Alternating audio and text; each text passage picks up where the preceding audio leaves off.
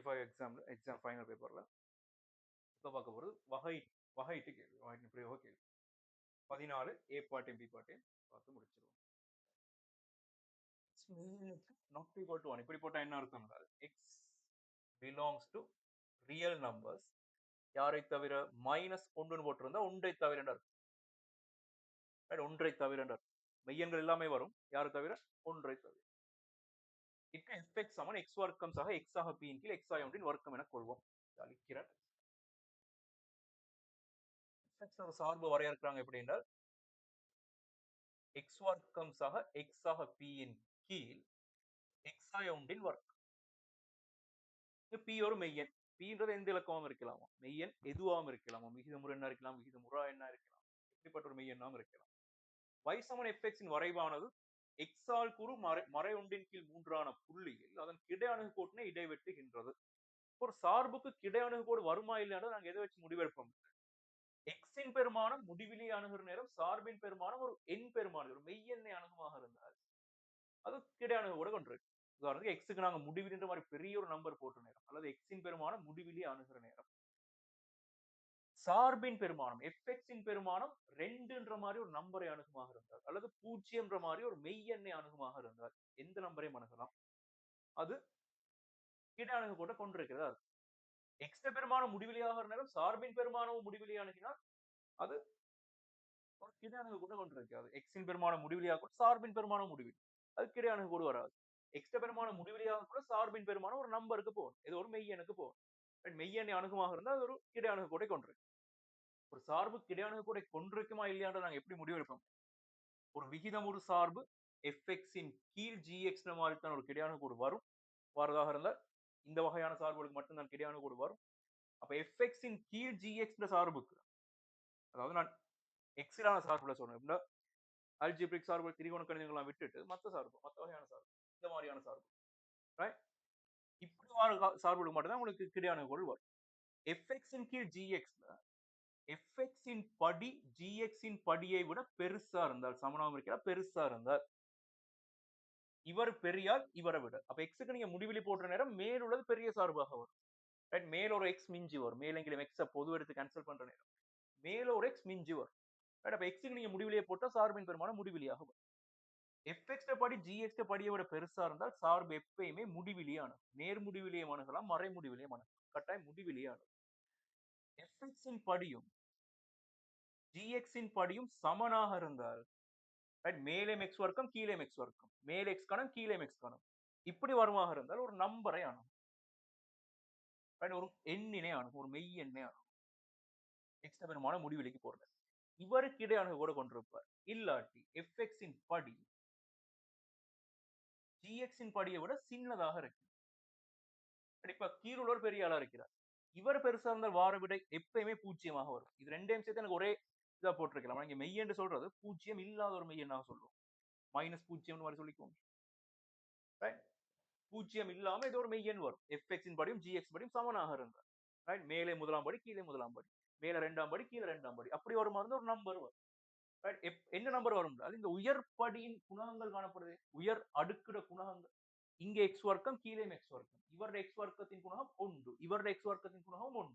அந்த ரெண்டு நம்பரும் பிரிபட்டு வார விடைதான் கிடை அணுகு கூடாக வரும். கீழோட பெருசா இருந்தால் கட்டாயம் 0 தான் வரும். இங்க முதலாம் படி இங்க 3ஆம் படி கட்டாயம் 0 வரும். இங்க முதலாம் படி இங்க 2ஆம் படி இப்பயும் 0 வரும். இங்க 2ஆம் படி இங்க 3ஆம் படி இப்பயும் 0 வரும். கீழே ஒரு பெருசா இருந்தால் எப்பயும் 0 வரும். சமனா இருந்தா ஒரு நம்பர் வரும், மேல பெருசா இருந்தால் முடிவிலி வரும். அப்ப இந்த நேரம் மேலே கீழே படிகள் சமனாக இருக்குது, மேலே எக்ஸ் வர்க்கம் கீழே எக்ஸ் வர்க்கம்.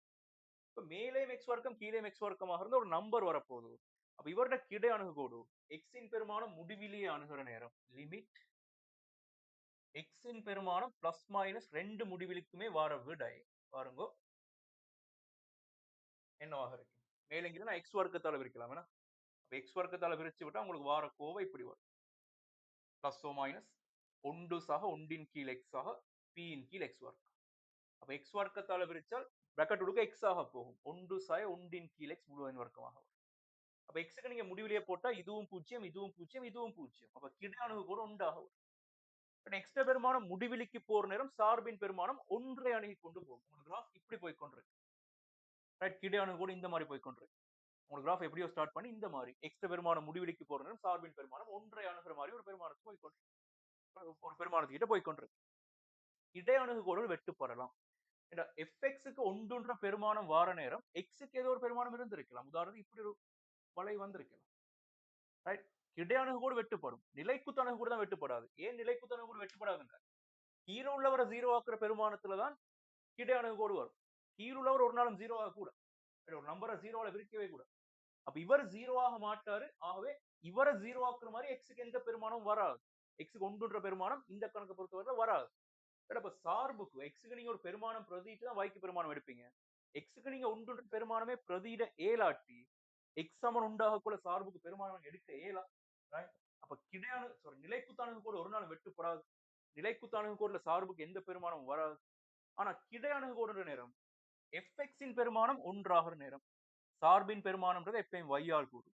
அப்ப எஃப்எக்ஸின் பெருமானம் உண்டாகிற நேரம் இவரை நீங்க உண்டாக்கினால் எக்ஸுக்கு ஏதோ ஒரு விட எடுக்கலாம். எக்ஸுக்கு இங்க ஒரு விட எடுக்கலாம். எனக்கு இப்ப கிடை அணுகுகோடு வெட்டுப்படலாம், பிரச்சனை இல்லை. நிலைக்குத்து அணுகுகோடு தான் ஒரு நாளும் வெட்டுப்படாது.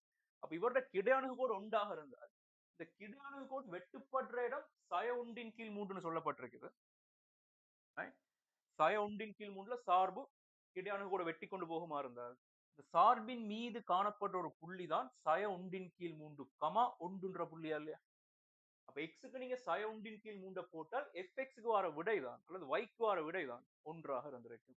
அதை பயன்படுத்தி எனக்கு பியை கண்டுபிடிச்சு கொள்ளலாம். பி சமன் 2 என காட்டுது. அப்ப எக்ஸ்ட்ரா பெருமானம் எஃப்எக்ஸ்ட்ரா பெருமானம் உண்டாகிற நேரம் எக்ஸ்ட்ரா பெருமானம் மறை ஒன்றின் கீழ் 3. ஆகவே f of மைனஸ் ஒன்றின் கீழ் 3 பெருமானம் ஒன்றாக f of மைனஸ் ஒன்றின் பெருமானம் மைனஸ் ஒன்றின் கீழ் 3 பெருமானம் 1.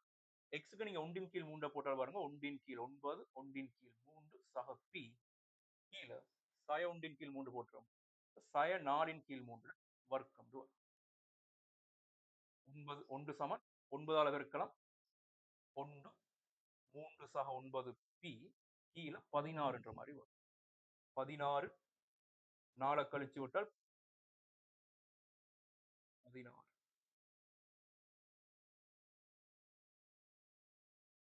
மைனஸ் 1 மைனஸ் 1 நீங்க மைனஸ் 3 மாதிரி வரும்.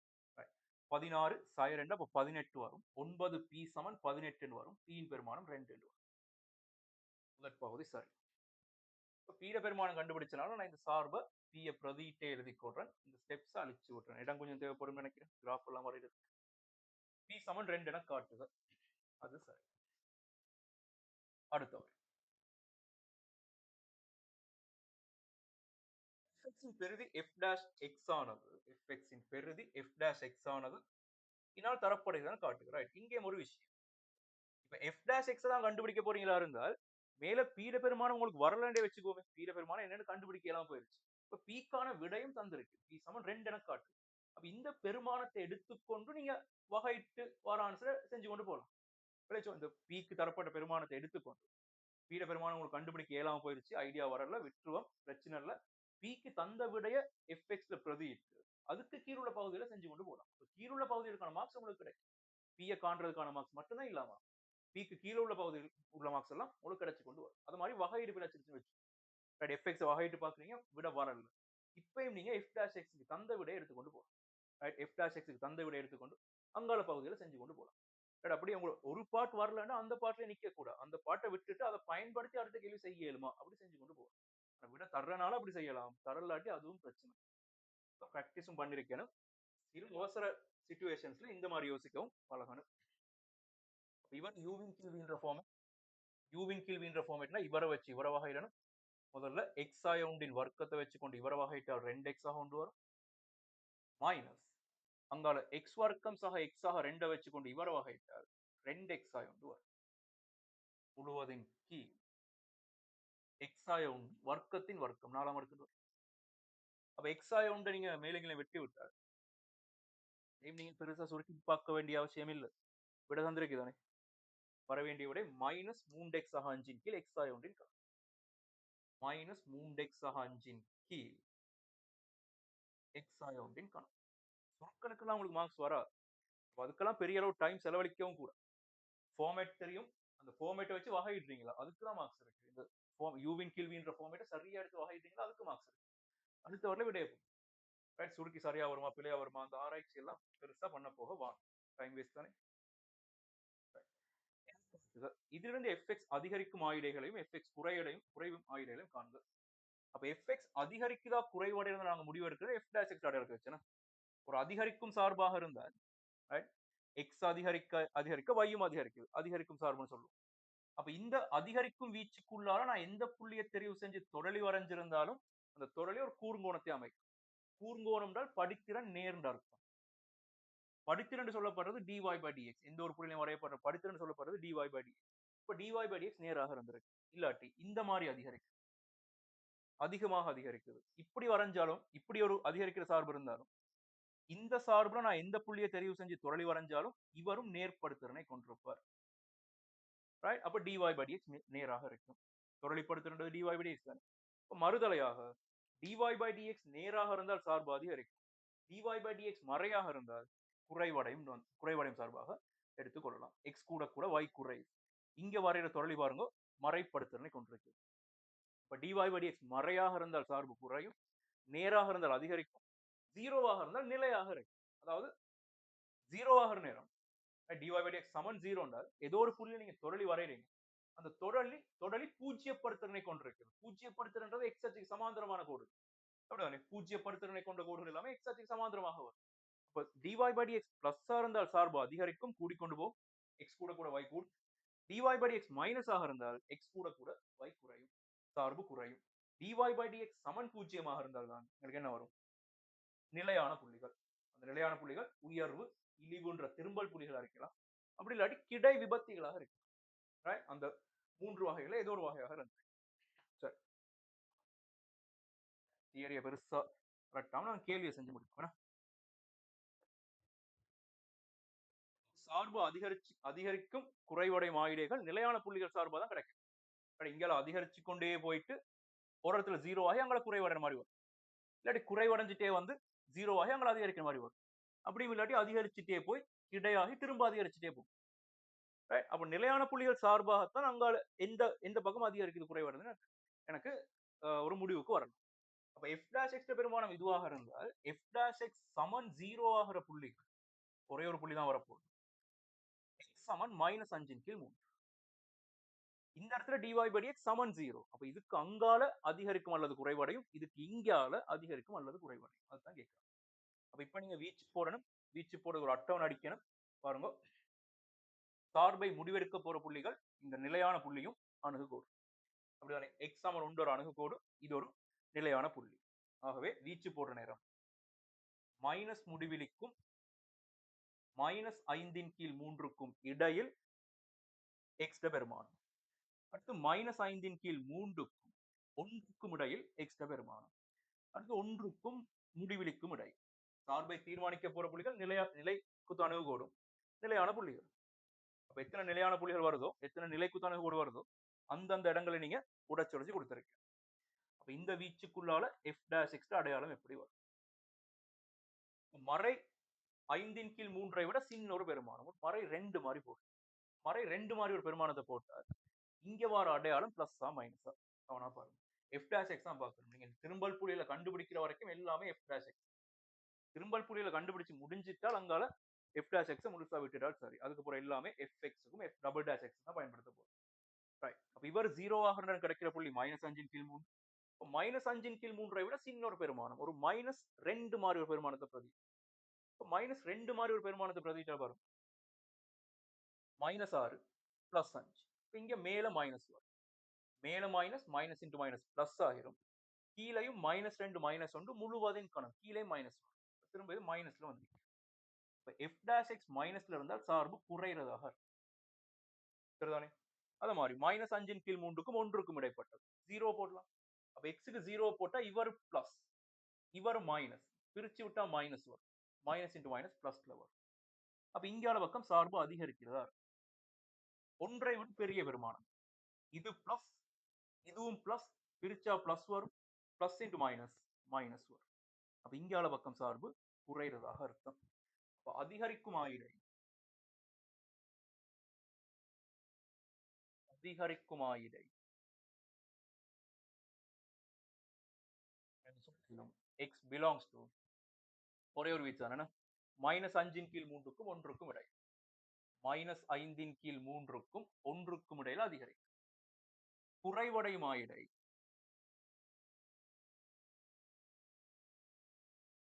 இந்த வீச்சு வருது x belongs to மறை முடிவிலிருந்து -5 கீழ் 3 வரைக்கும் குறைவடையுது. மைனஸ் முடிவிலிருந்து -5 கீழ் 3 வரைக்கும் குறைவடையுது அல்லது மேத்ஸ்ல அல்லதுன்றது ஒன்றிப்பு அடையாளத்துல பயன்படுத்தப்படும் பின்னுக்கு பார்ப்போம்.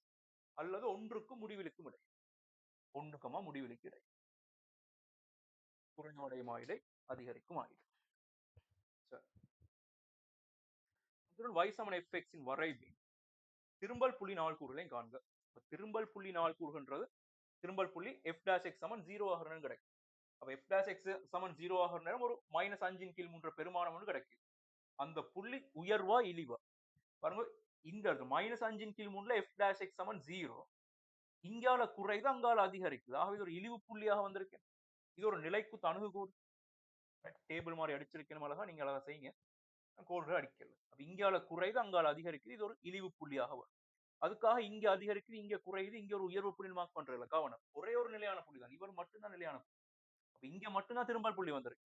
x சமன் 1 ஒரு நிலைக்குத்து அணுகுகோடு. இங்க உயர்வு மாதிரி வந்தாலும் x சமன் 1 கூட சார்புக்கு பெருமானமே இல்ல. கவனமா இருக்க வேண்டிய இடம். இது ஒரு நிலைக்குத்து அணுகுகோடு, இது ஒரு இழிவு புள்ளி. ஆகவே x சமன் -5 கீழ் 3 இழிவு. இழிவு பெருமானம் கண்டுபிடிக்க f of -5 கீழ் 3 பிரதியிட்டு எடுக்கும். x க்கு -5 கீழ் 3 போட்ட பாருங்க 25 கீழ் 9 -5 கீழ் 3 சக 2 கீழ் -8 கீழ் 3 64 கீழ் 9 மாதிரி 25 சக 15 சக 18 கீழ் 64 28 கீழ் 64 சுருக்கலாம் 7 கீழ் 16 மாதிரி வரும். இழிவு பெருமானம். இப்ப இழிவு பெருமானம் கண்டுபிடிச்ச உடனே நீங்க கிராஃப் வரைய ஸ்டார்ட் பண்ணிடுங்க. பிளவிட்டா கண்டுபிடிச்சு கொள்ளலாம். ஏதாவது புள்ளிகள் நீங்க மாறி மார்க் பண்ணா இல்லாட்டி ஏதாலும் கிராஃப்ல தரவுகள் பிழையாக எடுத்துக்கொண்டு நீங்க கண்டுபிடிச்சு கொள்ளலாம். கிராஃப் மார்க் பண்ணி கொண்டே போறீங்க. கிராஃப்ல புள்ளிகளை மார்க் பண்ணி கொண்டே போறீங்க.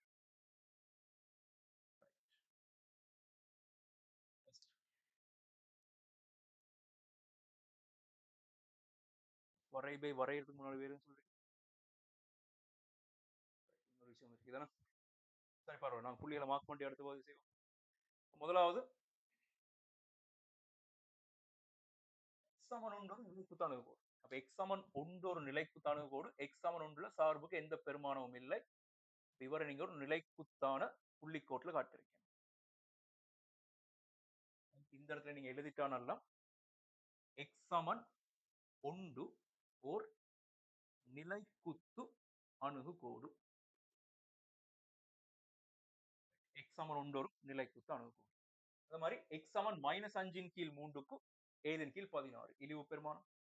x சமன் -5 கீழ் 3க்கு வைட பெருமானம் 7 கீழ் 16 7 கீழ் 16 கிட்டத்தட்ட இங்க மாறி வரும். இந்த இடத்துல ஒரு இழிவு புள்ளி மாதிரி ஒரு மார்க் கொண்டு வச்சு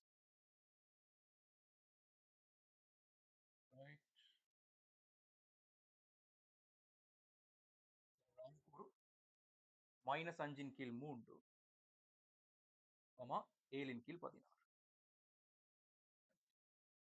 ரெண்டாம் வகையிட்ட பத்தி கேட்கிறாங்க.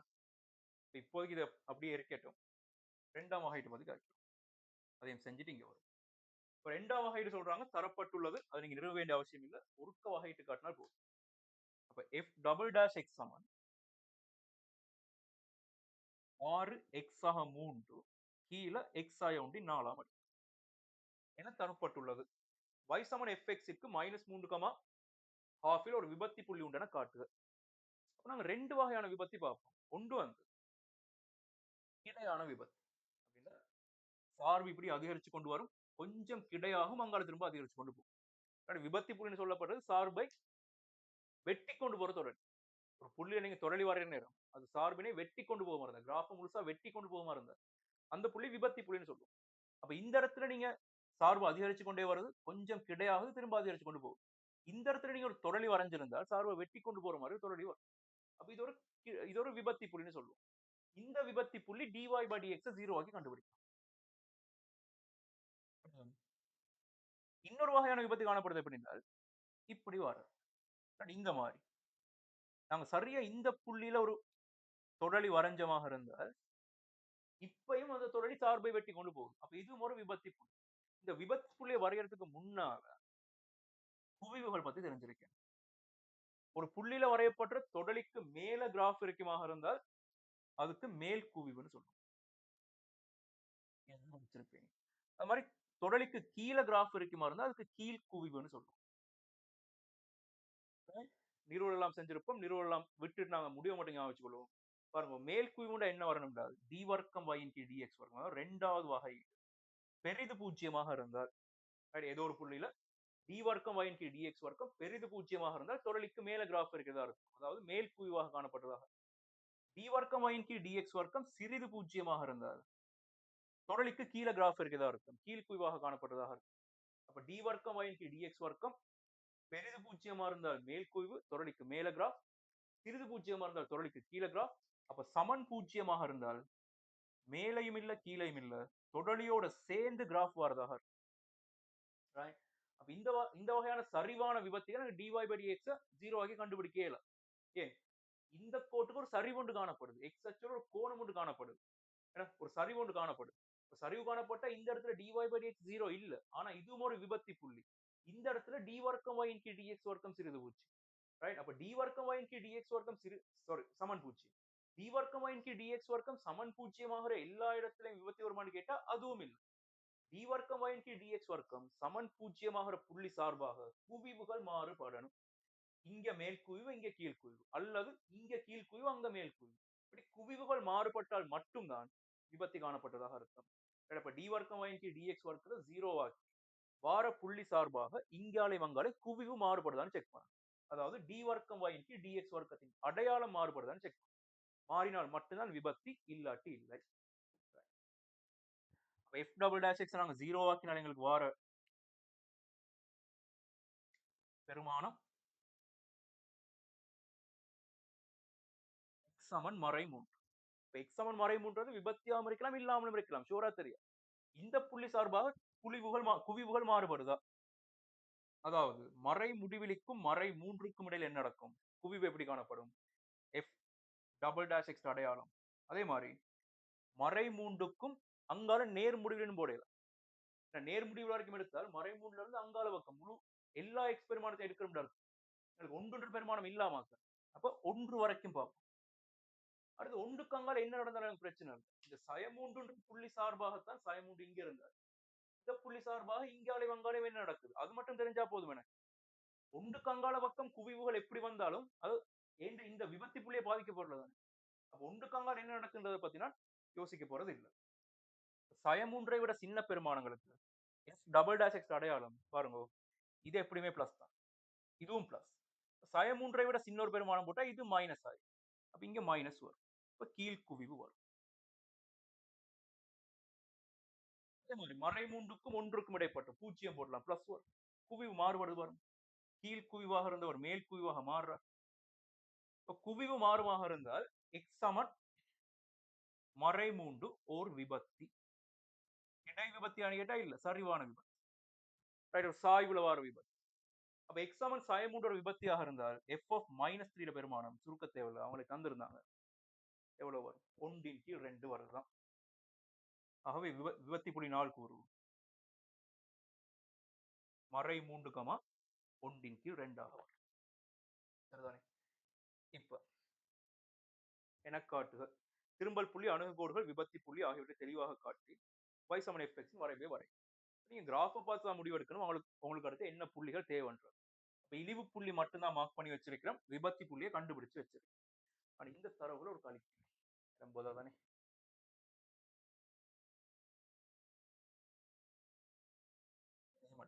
எனக்கு f டபுள் டேஷ் எக்ஸ் ஒரு விபத்தின்றது தெரியும். சாரி எக்ஸ் சமன் -3 ஒரு விபத்தின்றது தெரியும்.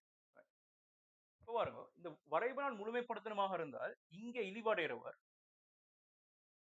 அணுகுகோடு கிட்ட போற நேரம் என்ன நடக்கும்?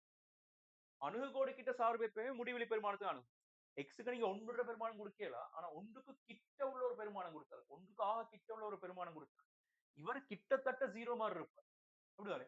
அப்ப இவர் என்ன நம்பரா இருந்தாலும் சரி, இவர் மிகச்சிறிய ஒரு நம்பரா இருக்கிற நேரம், வார விட எப்படியுமே ஒரு முடிவிலியா தான் வரும்.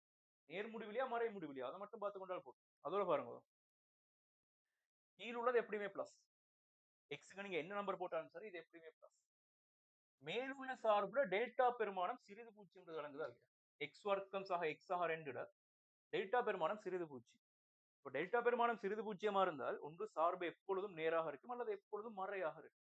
எக்ஸ்க்கு நீங்க 0 போட்டா வார விட 2 அப்படிதானே? இப்ப டெல்டா சிறிது பூஜ்ஜியம், எக்ஸ்க்கு 0 போட்டா 2 விட வருமா இருந்தால், எக்ஸ்க்கு நீங்க என்ன நம்பர் போட்டாலும் கட்டாயம் நேர் பெருமானம் வரும். அப்ப எக்ஸ்க்கு நீங்க என்ன விட போட்டாலும் சரி, எஃப்எக்ஸ்க்கு வர விடை எப்பயுமே நேர் பெருமானம் தான் வரும். ஒரு முழு கிராஃபும் எக்ஸ் அச்சுக்கு மேல மட்டும் தான் வரப்போகுது.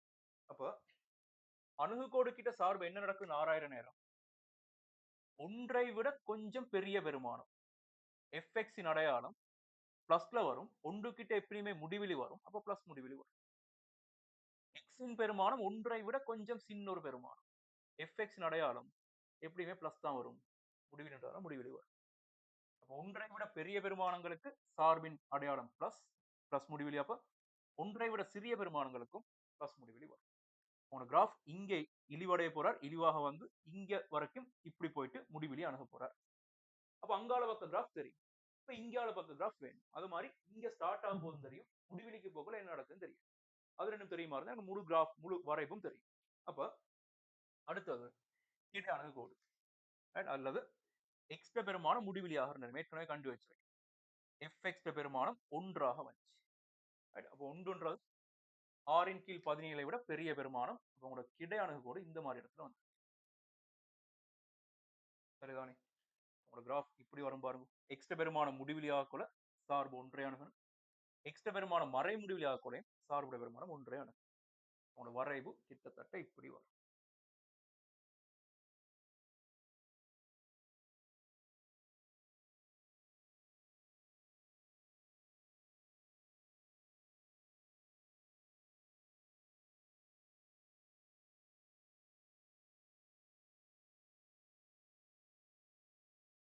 மார்க் பண்ணிட்டே போற நேரம் பிழை விட்டாலும் கண்டுபிடிச்சு கொள்ளலாம். ஏதோ ஒரு இடத்துல பிழை நடக்குதுன்ற மாதிரி.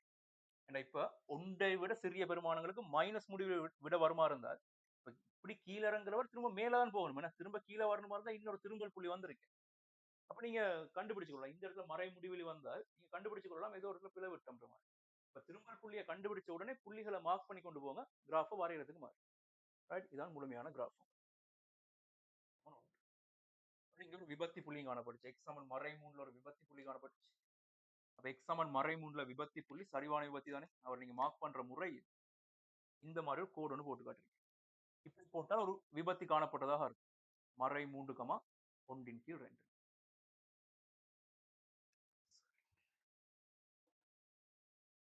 உங்களுக்கு இவரை கண்டுபிடிக்க வச்சுக்கோங்க. y அச்ச வெற்றிடம்.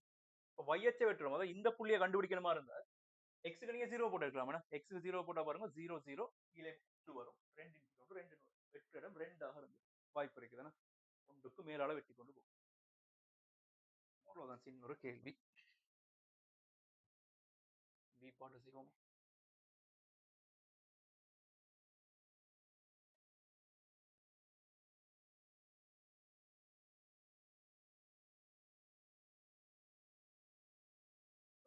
உருவில் காட்டப்பட்டுள்ளவாறு 3 சென்டிமீட்டர் ஆரையுள்ள ஒரு கோலத்தில் ஒரு செவ்வட்ட கூம்பு உள்வரையப்பட வேண்டியுள்ளது. செவ்வட்ட கூம்பு கோலத்துக்கு உள்ளால செவ்வட்ட கூம்பு கொண்டு வரையலாம். ரைட். கூம்பின் உயரம் h சென்டிமீட்டர் என கொள்வோம். கூம்பின் கனவளவு v சென்டிமீட்டர் கனமானது இனால் தரப்படும் என காட்டுக. ஒரு கோலம்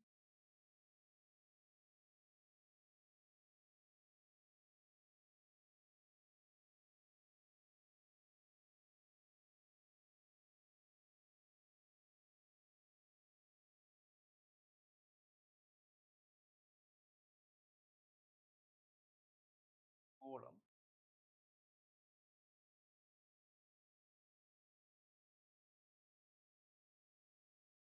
ஒரு கோலம் கொண்டு வரைஞ்சுக்கோங்க.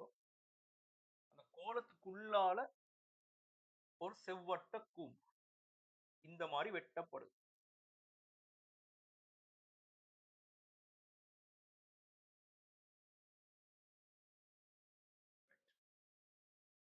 கோணத்தின் மையம் இங்கே காணப்படுது. அவரோட ஆரை 3 சென்டிமீட்டர்னு சொல்லப்பட்டிருக்கு.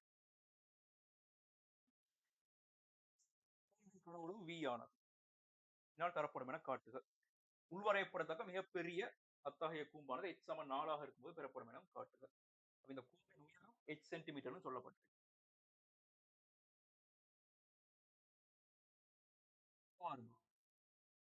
கூம்பின் கனவளவுக்கு சமன்பாடு எப்படி வரப்போகுது? கனவளவு சமன்பாடு தெரியும் தானே? 1/3 பை r வர்க்கம் h ஆக வரும். ரைட்? இந்த கூம்பின் ஆரை அவரோட வர்க்கம் தர 1/3 பை தர இந்த உயரம். இப்ப இந்த ஆரை தெரியுமாக இருந்தால் தான் எனக்கு என்ன செய்யலாம்? கனவளவு கண்டுபிடிச்சு கொள்ளலாம். அப்ப இந்த ஆரை கண்டுபிடிக்க பாருங்க. நான் இந்த ஆரை ஆர்ன்னு எடுக்கிறேன். இங்க இருந்து இங்க வரைக்கும் 3.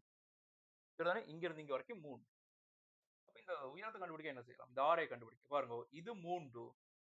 அப்ப இங்க இருந்து இங்க வரைக்கும் h ஆக இருந்தால் என்ன சொல்லலாம்? இந்த உயரம் h மைனஸ் 3 மாதிரி வரும். அப்படிதானே? இங்க இருந்து இங்க வரைக்கும் h.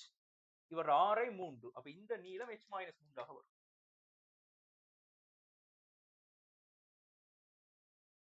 இது 3 தான். அப்ப இதை பயன்படுத்தி எனக்கு r கண்டுபிடிச்சு கொள்ளலாம். r வர்க்கத்துக்கான சமன்பாடு இப்படி வரும். r வர்க்கம் சமன் 3 வர்க்கம் சாய h சாய 3 முழுவதின் வர்க்கம்ன்ற மாதிரி வரும். ரைட்? அப்ப இங்க 9 சாய h வர்க்கம் சக 6h சாய 9. 6h சாய h வர்க்கம் வரும் r வர்க்கத்தின் பெருமானம். இப்ப கனவளவுக்கான சமன்பாடு v சமன் 5/3 r வர்க்கத்துக்கு பதிலாக rh மைனஸ் h வர்க்கம் தர உயரம் h. ஆகவே 5/3 rh வர்க்கம் சாய h கணம்ன்றது கூம்பின் கனவளவுக்கான சமன்பாடாக இருக்கு. அப்ப இவர் உயர்ந்தபட்சமாகிற மாதிரி கேட்கறதுல மறைமுகமா கேட்கறது இதுதான். h மாற மாற v மாறிக்கொண்டு வரும். இங்க வந்து மாறக்கூடிய கணியம் h தானே? h மாற மாற r மாறும். அதுக்கேத்த மாதிரி இந்த சமன்பாட்டுக்கு அமைவாக r h பேலன்ஸ் பண்ணிக்கொள்ளும். தங்களுக்குள்ள பேலன்ஸ் பண்ணிக்கொள்ளும். அப்ப h மாற மாற இந்த கனவளவு மாறிக்கொண்டு வரும். அப்ப h எந்த பெருமானத்துக்கு இந்த கனவளவு மேக்சிமமாக இருக்கு. இப்ப மறைமுகமா என்ன கேட்கிறாங்கன்னா h-க்கும் v-க்கும் நான் கிராஃப் வரைஞ்சிருந்தால் எந்த இடத்துல உயர்வு புள்ளி வந்திருக்கும் அல்லது எந்த இடத்துல இழிவு புள்ளி வந்திருக்கும் அதான் கேட்கிறாங்க. அப்ப அந்த உயர்வு புள்ளி இழிவு புள்ளி கண்டுபிடிக்க நாங்க பயன்படுத்தின ஒரு முறை தான் வகையிடுறது. இவரை நீங்க வகையிடுங்க dv by dh இருங்க. y சமன் fx இருந்தால் y x குறிச்சு வகையிட்டு. இப்ப v மாறுது h மாற மாறுது. அப்ப v h குறிச்சு வகையிடணும். dv by dh நேரம் 5/3 ஒரு மாறிலி 12h சாய 3h வர்க்கம் வரும். dv by dh சமன் 0 ஆகிற நேரம் உங்களுக்கு எடுக்கலாம் 12h சாய 3h வர்க்கம் சமன் 0. h பொது எடுத்தால் 4h 4 மைனஸ் h வரும். சமன் 0. அப்ப h not equal to 0 எனக்கு ஷூரா தெரியும். ஏன்னா h சமன் 0 ஆகினா பாருங்க கூம்பு வராது. உயரம் சின்னதாயிட்டே போய் 0 ஆயிட்டால் அது ஒரு கூம்பு இல்லைன்னா. அப்ப h not equal to 0 ஆகவே h சமன் 4 தான் விடை. h சமன் 4 உயர்வு என்று இப்போதைக்கு நாங்க முடிவு எடுக்கல. இந்த இடத்துல திரும்பல் புள்ளி வரும். உயர்வா இழிவான்றது இதுக்கு பிறகு நாங்க முடிவு எடுக்கணும். அப்ப இதுக்கு பிறகு நாங்க செய்யற அடுத்த படிமுறை வீச்சு போடுறது. வீச்சு போட்டு h உயர்வா இழிவா என்று கண்டுபிடிக்கிறது. திரும்பல் புள்ளி 4 விட சின்ன பெருமானத்துக்கு அதிகரிக்குமா குறையுமா 4 விட அடுங்கால பெருமானத்துக்கு 4 விட கூடிய பெருமானத்துக்கு அதிகரிக்குமா குறையுமா அதை பயன்படுத்தினாங்க உயர்வா இழிவான்றதை முடிவெடுத்துக் கொள்ளும். அப்ப இப்ப நீங்க வீச்சு போடுற நேரம் மைனஸ் முடிவிலி வரைக்கும் ஒரேடியா போடலாம். h பெறக்கூடிய சின்ன பெருமானம் பூச்சி. ஏன்னா ஹெச்ன்றது கட்டாயம் பூஜ்ஜியத்தோட பெருசா இருந்திருக்கு. ஆகவே நீங்க போடக்கூடிய சின்ன பெருமானம் h கொடுக்கக்கூடிய மிகச்சிறிய பெருமானம் பூஜ்ஜியம். பூஜ்ஜியத்துக்கும் 4க்கும் இடையில என்ன நடக்கும்? அடுத்து 4க்கும் h பெறக்கூடிய கூடிய பெருமானம் 6. அப்படிதானே? இந்த கூம்புல 6 சின்னதாயிட்டே வார நேரம் h கூடிக்கொண்டே வரும். h கூடிக்கொண்டே வந்து h பெறக்கூடிய கூடிய பெருமானம் 6 தான். ஒரே நேர்கூடாக வந்திருக்கு. h சமன் 6 ஆக இருந்தால். அப்ப 6ஐ விட சின்ன பெருமானம் தான் இருக்கு. இங்க அதே நீங்க நேர் முடிவிலி வரைக்கும் எடுக்கலாம். கூடின பெருமானம் 6 தான் எடுக்கலாம். இந்த வீச்சுக்குள்ளார dv by dh அடையாளங்கள் எப்படி பெருசா கணக்கெல்லாம் போட்டு பிரதிட்டு எல்லாம் பாக்குறது இல்ல. உயர்வென காட்டுகன்னு கேட்டிருந்தால் ஒரே ஒரு விட வருமாக இருந்தால் கட்டாயம் இவர்தான் உயர்வாக வந்திருக்கணுமா இல்லையா? எச்சுக்கு வர வேண்டிய பெருமானத்தையும் கண்டுபிடிச்சு சரியான விட தான் வந்திருக்கு. அப்ப இவர் உயர்வுன்னு காட்டணுமா இருந்தால் கட்டாயம் இந்த புள்ளி உயர்வா தானே வந்திருக்கணும். இந்த இடத்துல உயர்வு வரணுமாக இருந்தார். x சமன் 4 உயர்வு வரணுமா இருந்தார். 4க்கு இங்கால அதிகரிக்கணும், அங்கால குறையணும். அப்ப இங்க பிளஸ் வரணும், இங்க மைனஸ் வரணும். அது நீங்க பிரதிட்லாம் பார்க்கறதில்ல. டைரக்ட் ஆன்ஸர போட்டுரும். தந்த ஆன்ஸரே போட்டுரும். ஆகவே x சமன் 4 ஆகும்போது v உயர்வு. கஷ்டமில்ல. சின்ன விஷயம் தான். வகையின் பிரயோகம். அப்ப இன்னொரு வீடியோல பார்ப்போம்.